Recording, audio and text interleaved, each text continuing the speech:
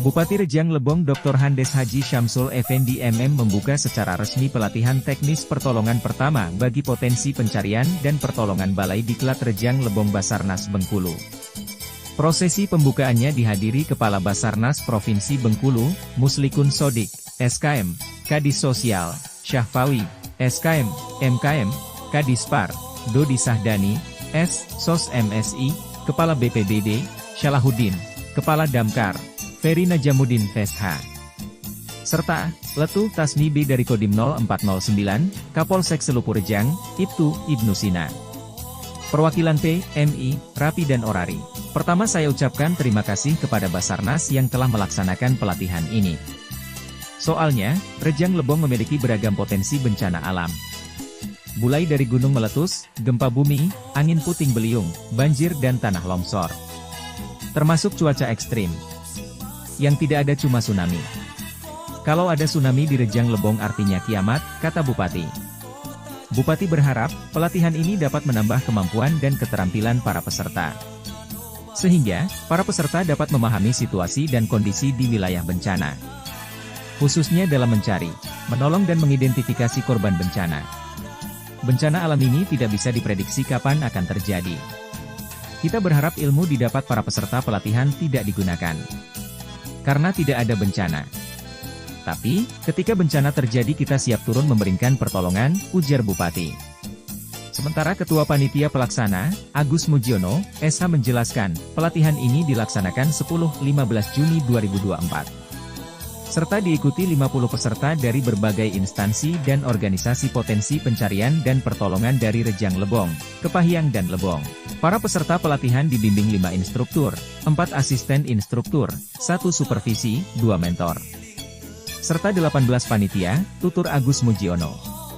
Ketika diminta tanggapannya Bupati Rejang Lebong Dr. Handes Haji Syamsul Effendi MM mengatakan, Pak, terima kasih dan alhamdulillah pagi ini kita sama-sama dapat hadir di aula Balai Diklat bersama ini mengikuti pelatihan besar yang dilaksanakan oleh kantor Bangku bersama dengan jajarannya. Sama-sama kita maklumi bahwa tugas dan fungsi mereka ini antara lain bagaimana menangani antara lain ini persoalan-persoalan yang berkaitan dengan masalah bencana alam, apakah itu gempa bumi, apakah gunung meletus, ataupun tanah longsor, ataupun banjir. Ya mungkin kalau untuk di daerah lain mungkin ada juga masalah tsunami. Kemudian ada juga yang bermanfaat daripada itu misalnya para nelayan yang tenggelam ataupun hilang itu salah satunya. Nah tentu untuk menangani itu perlu skill lah ataupun profesional juga. Keahlian dan keterampilan yang dimiliki oleh artinya mereka yang mempunyai kapasitas tenaga. Namun yang jelasnya kita tetap kondisinya siaga. Kenapa? Karena yang namanya musibah dan bencana itu tidak bisa kita membuat analisa ataupun perkiraan hanya menghayal-hayalkan saja. Ya mungkin seperti kalau umpamanya BMKG, gempa bumi ataupun curah hujan. Nah, itu mungkin bisa kita membuat prediksi ataupun mengandai-andai lah. Tapi pada kenyataannya banyak juga yang meleset. Nah, terlepas dari itu, artinya kita minta kepada Yang Maha Kuasa tidak terjadi. Tetapi ketika itu memang harus terjadi karena ketentuan Allah, artinya kita sudah menyiapkan petugas-petugas kita yang terampil, yang tanggung, terangginas, siap. Nah, artinya seperti itu. Nah, tentu lebih daripada itu, mereka-mereka inilah yang akan berkoordinasi kepada organisasi, kepada pemerintah, ataupun aparat-aparat lain yang berkaitan dengan penanganan bencana itu. Tadi saya sampaikan juga melalui beberapa dinas, artinya termasuk kehutanan, supaya masyarakat kita jangan menebang ataupun membuka lahan hutan lindung ataupun memotong pohon-pohon yang melindungi. Nah, karena itu juga bisa mengurangi penyerapan air tidak terjadi longsor atau itu banjir. Nah, mudah-mudahan lah hadir dengan pelatihan ini, kalau bisa saya sampaikan tadi mereka mengikuti dengan serius, dengan ikhlas. Nah, kemudian ilmu itu harus digalikan terus, atau disiapkan terus. Nah, kemudian kalau bisa disebarkan juga kepada keluarga dan di mana mereka diutuskan, misalnya dari mahasiswa. Dan mungkin mahasiswa juga menyampaikan informasi ini Kalau TNI Polri yang ikut kan jelas mereka tuh ada produk yang bisa mereka lakukan. Mudah-mudahan seperti itu, artinya kita akan bisa meminimalisir daripada setiap kejadian, terutama yang korban jiwa atas korban nyawa. Yang kemudian artinya yang tak kalah penting kepada masyarakat, ketika memang itu terjadi, jangan mudah panik dulu. Artinya perlu kita konsentrasi, artinya kita fokus dulu terhadap memutus paman kan kita sudah membuat petunjuk alur jalan evakuasi. Kan ikuti sih petunjuk itu saja, pun dengan yang lain. Mungkin itu yang paling sampaikan pada kesempatan ini, dan kami sampaikan juga terima kasih kepada Basarnas Provinsi yang telah melakukan kegiatan penelitian ini. Dan latihan ataupun kita ini akan dibuat mereka lebih siap melaksanakan tugas ketika membutuhkan. Izin Pak Bu, ini kan daerah Rejang Lebong termasuk daerah rawan bencana Pak Bu. Itu seperti apa ke depan Pak untuk pemetaan lebih lanjut atau untuk daerah ini? Ya, kalau untuk Rejang Lebong cuma satu yang tidak, artinya kita masalah tsunami. Kalau gunung api yang potensial itu Kaba.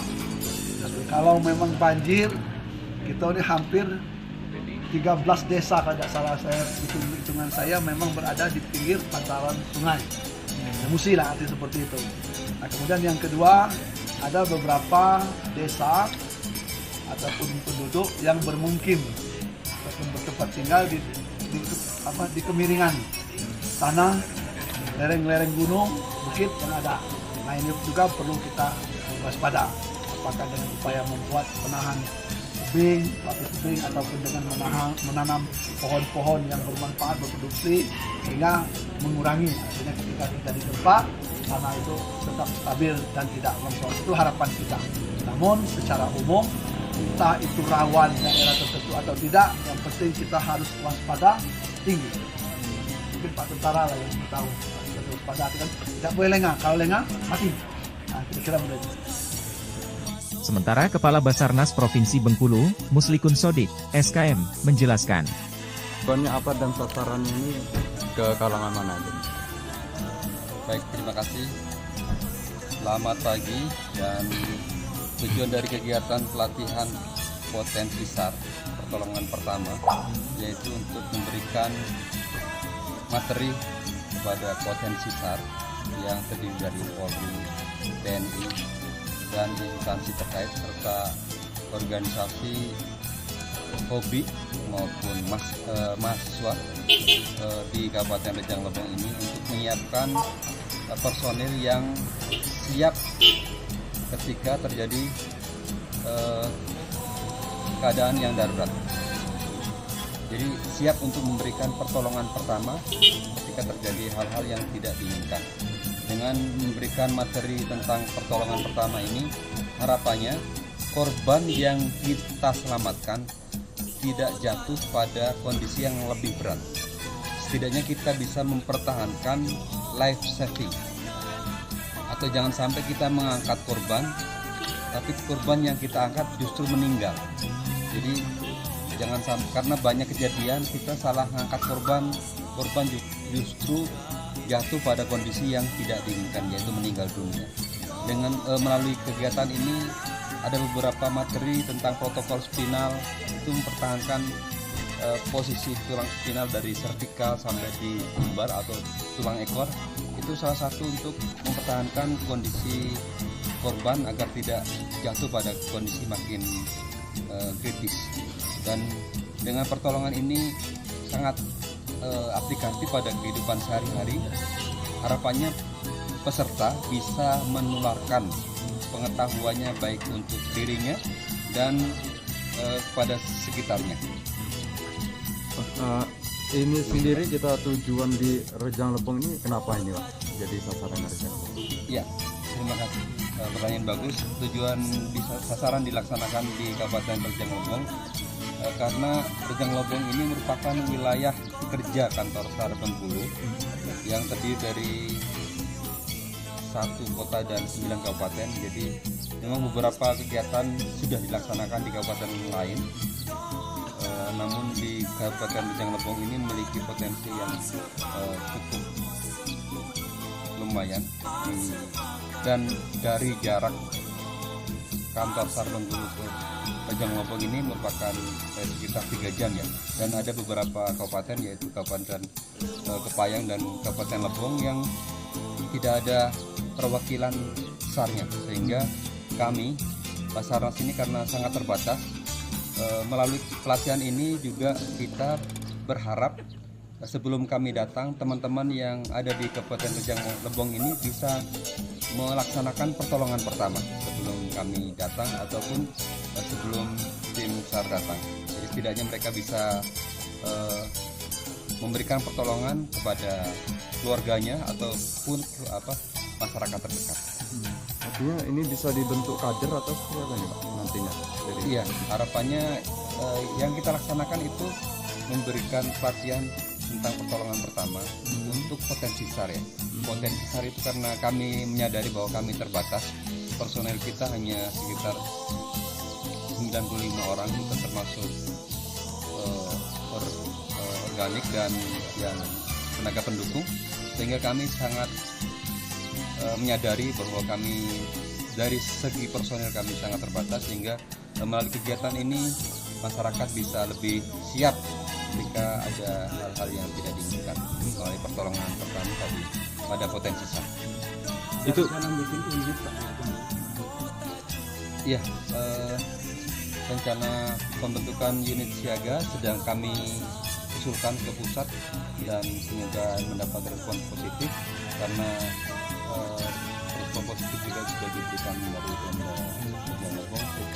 Kami tinggal menindaklanjuti dan menunggu SK dari sebuah badan untuk pembentukan unit siaga di Lebong, dan sudah kami kirimkan kajian untuk data dukung sebagai unit siaga di Lebong. Kalau mungkin rencana untuk organik kami sekitar 3-5 orang kita tugaskan di sini, berkoordinasi dengan Pemda setempat tentunya dan potensi SAR yang sudah ada di sini, baik TNI Polri maupun organisasi hobi, Orari, TAPI, PMI dan masyarakat serta mahasiswa sebagai potensi SAR yang hari ini kita sudah laksanakan pelatihan sampai 1 minggu pelaksanaannya. Harapannya mereka sebagai perwakilan masyarakat yang sudah kita latih di sini bisa memberikan sumbangsih yang positif bagi pelaksanaan pencarian dan pertolongan ini. Dan mudah-mudahan juga ilmu yang kita berikan ini tidak digunakan ya, tapi kalau harus digunakan, sudah siap mereka setidaknya sudah siap dan bisa aplikatif. Izin Pak, sedikit Pak terkait untuk pertolongan pertama jika ada orang tenggelam yang baik itu seperti apa Pak?